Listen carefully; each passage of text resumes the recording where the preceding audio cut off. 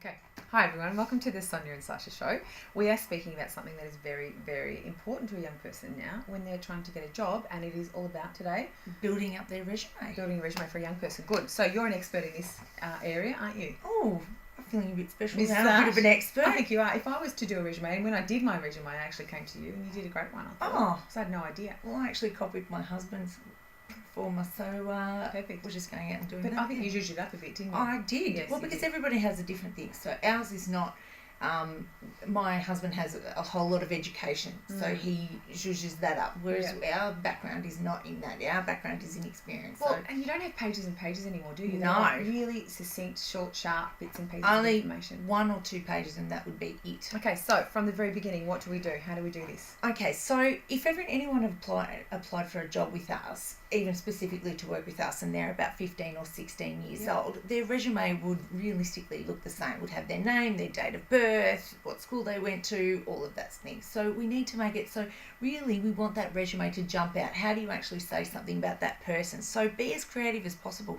Don't think that it has to be that 1 or 2 pages. If you're applying for a job that is creative, make it fantastic, make it unreal. Use coloured paper or use something that says something about the job, whatever it might be. Do you know what? I've got a great little anecdote here. A friend of ours, Henry Roth, who is the international, fashion designer, we were in the car one day travelling to the country, and he said to me, one of the jobs that I applied for, I wrote my resume on a boot, on an actual boot, and he said, he wrote on the boot, I'd like to get my foot in the door. And he wrote his whole resume on an actual boot. And I thought, what a fantastic... And he was going for a creative job, and he got it.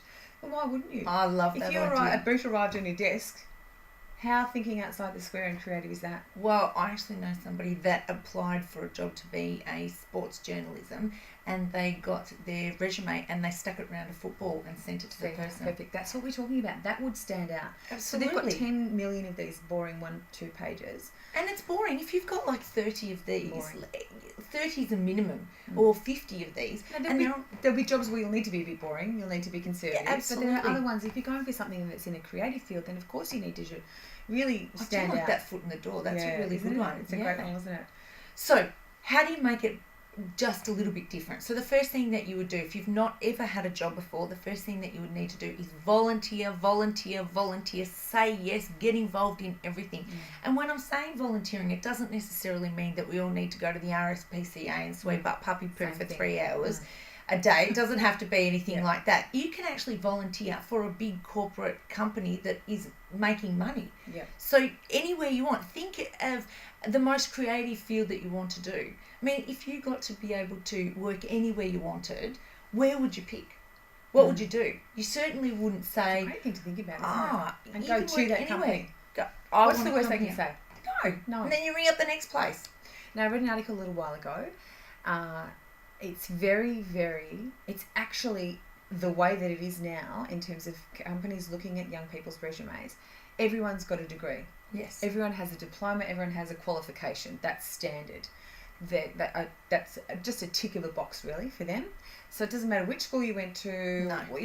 It's the standard thing is to have some kind of further education.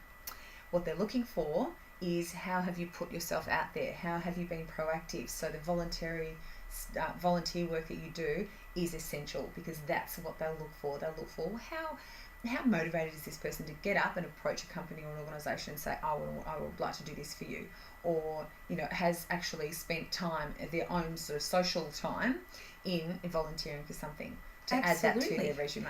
And that's what they're interested in. Isn't that an interesting thing that happens now? So it's not just the qualification. No. Everyone says that's okay, but the other stuff. Because that gives experience. Absolutely. And that's what they're looking for. That's what schooling doesn't do. It doesn't give us that experience. So they want schooling and they actually want experience as well. The other thing is that everybody uses the same words on resumes. Motivated, quick learner, energetic, those kind of things. I'm using them, you're using them, of course. What are your hobbies? Go to the movies. Yeah. Same thing. It has to be something. So how do you actually say, I am motivated? So if I'm saying that I'm motivated and I'm energetic, but my resume says I've done nothing, well then you're not backing yourself up with it. It has to be, you're going to use those words, then you're actually going to make sure that it actually is written in there. And you can even add some photos of you actually doing it and have some references. You can be as creative as possible. Fantastic. And think about, like, if you're applying for something in the sports industry, in a gym or anything like that, Make sure you have some cool anecdotes or some things that you've done to prove that. Because people are lying. Shock horror, people lie. That's actually the number one place that people lie is on their resume. So if there's some proof that you've done it, then put it in. Because then it actually shows me and says to me, this is what you look like. This is what you really look like doing. Okay, so should we lie on our resume? No, you don't lie.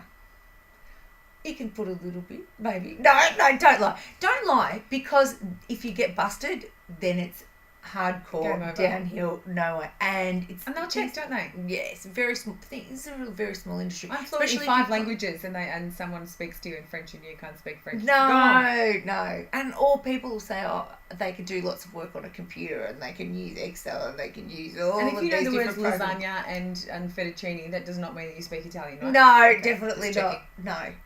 So don't lie.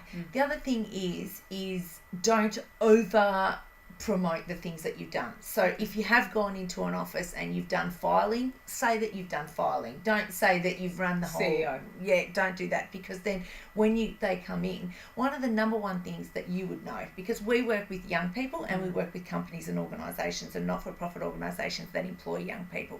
And the number one thing that they say is that when young people come along and work for them or start to do something, they say that they can actually do it and then they rock up and they can't do it. Annoying. So, well, it's frustrating. Annoying. It's annoying because... And a waste of our time. Because we've gone through the interview process, we've gone through the resume checking, the reference checking process, and then you rock up and you can't. It's ridiculous. Yeah. And gets you upset. So, I don't have the time, you don't have the time. So, if you can't do it, don't waste my time. So, if you can do it, promote it, show that you're really strong in that area and that you've got lots of skills in that area, and that's a great thing to be able to, promote. So, what are some of the standard things we need to put in a resume? Obviously, our name, date of birth. You don't even need to really put it sometimes in your date of birth. How far back in the education do we need to go? Are we saying I did really well in grade 3? No.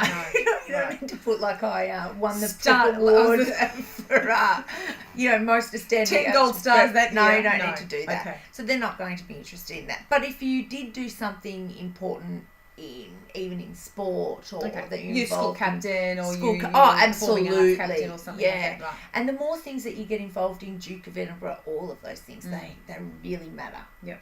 So, and if you've done anything extra special at school, so say for example they're offering a leadership program, put that in, that you've been a part of that, because that's all. And then have that little section where it'll actually list out and dot point all those little things, those extra parts that you've been involved in. Right. Because don't forget, you're not going to be writing, I've done this and I've done that and blah, blah, blah.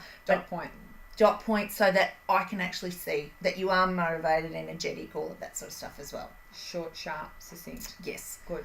So, and don't be afraid to ring people up for opportunities. So, networking is the key. Networking. If you want to get involved in anything, we're not going to get a job from looking in a paper, or that is way old, or it's all going to be from people that you know. So utilise your friends' parents, utilise your parents, their friends, ask questions, get involved in as many things as possible. I can't say that, because if I ask questions, firstly, find out what people do when you are looking for an opportunity of where you want to go. Ask someone, what do you do some for work experience and some voluntary experience. Even knowing what direction you want to go in. So the first thing is when you meet an adult, ask them what they do, and then physically ask them and say to them, what is it that you do all day? So for example, for our job, we have young people say, I want to be a speaker. How common is that one? Very common. Now, we're in the car a minimum of probably 3-4 hours a day, a minimum of 2 to 3, 4 hours a day. Well, if you don't like driving, you will not like this job is not for you.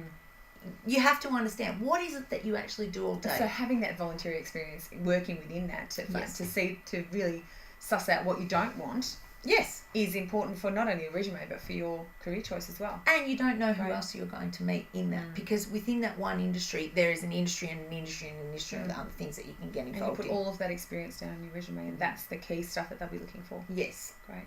Top tips? I'd say think about your social media as well, because if your resume must match your social media as well. So there's no point saying I'm motivated and energetic, but my Facebook profile says stuff going to work today, too tired, faking a sickie, all of that stuff. Can't do that. And they will check. That's a really important point too. Employers will actually check. they will Facebook stalk you. Yeah. Doesn't that sound weird? But they will. First two things that we do when we're looking to employ someone is we will Google them to see if there's anything on the internet, and we will social media stalk. But don't also underestimate We are stalkers. that. Does that sound really bad? But we are. And employers are stalkers as well. And if they don't just jump on the computer themselves, a lot of these big companies have very savvy, smart IT people who will get in and find out what's going on in terms of your social media. Or they'll actually ask you to log in and leave the room. That's the one thing. And that's happened to somebody that we know. They've actually asked them to log in because they had their profile set as private, so they couldn't see it. They actually took them into a room after they had got to an interview where there was 3 people left standing, and they said to them, log in and walk out of the room so that we can actually go through it. And one person actually said, no, don't want to be a part of it. I can't believe that's a breach of privacy. Well, how bad do you want the job, really? Yeah, absolutely. Condition of entry. Yeah. It's like going to Safeway. All right, we'll have some top tips on our website, but that's a fantastic lot of information about building your resume for a young person. Thank you very much. Sonya and Sacha Show. Thanks so much. Bye.